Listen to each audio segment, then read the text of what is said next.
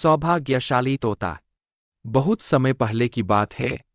एक छोटे से गांव के पास एक सुंदर जंगल था। उस जंगल में तरह तरह के पक्षी और जानवर रहते थे। उन्हीं पक्षियों में एक अनोखा तोता भी रहता था, जिसका नाम चिरकू था। चिरकू को लोग सौभाग्यशाली तोता के नाम से जानते थे, क्योंकि जहां भी वह जाता, वहां कोई न कोई चमत्कार हो जाता या किसी की किस्मत बदल जाती। गांव के लोग मानते थे कि अगर चिरकू उनके घर आ जाए तो उनके जीवन में सुख और समृद्धि आ जाती है। चिरकू हमेशा खुश रहता और अपनी मधुर आवाज में गाने गाता। लोग उसे फल और अनाज खिलाते और उसकी भलाई की कामना करते थे। चिरकू भी गांव के लोगों से बहुत प्यार करता था और जहां भी जाता, खुशियां बांटता। एक दिन गांव में एक गरीब किसान, जिसका नाम रघु था, बहुत परेशान था।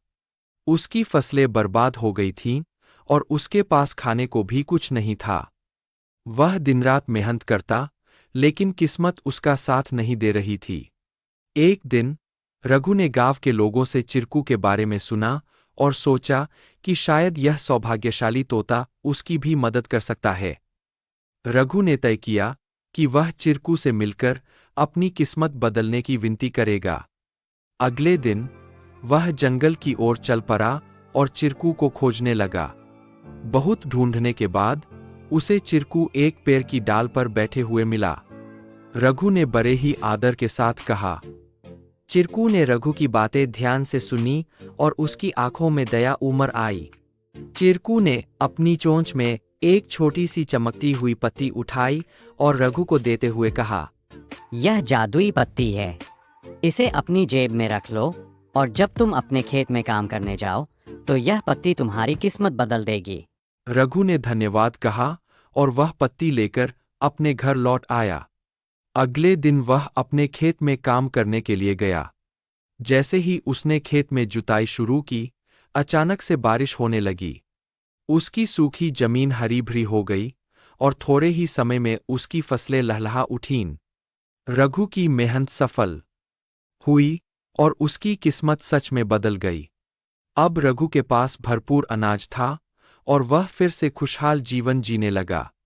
उसने गांव के लोगों को चिरकू की बुद्धिमानी और उसके द्वारा दी गई जादुई पत्ती के बारे में बताया। सभी लोग चिरकू की प्रशंसा करने लगे और उसे और भी अधिक प्यार देने लगे। लेकिन चिरकू ने रघु को एक बात कही थी। याद रखना, यह पत्ती सिर्फ तुम्हारी मेहनत का साथ देगी। अगर तुम मेहनत करना छोड़ दोगे तो यह भी अपना जादू खो देगी। रघु ने चिरकू की बात समझ ली और कड़ी मेहनत जारी रखी। धीरे धीरे उसकी स्थिति पहले से बहुत बेहतर हो गई।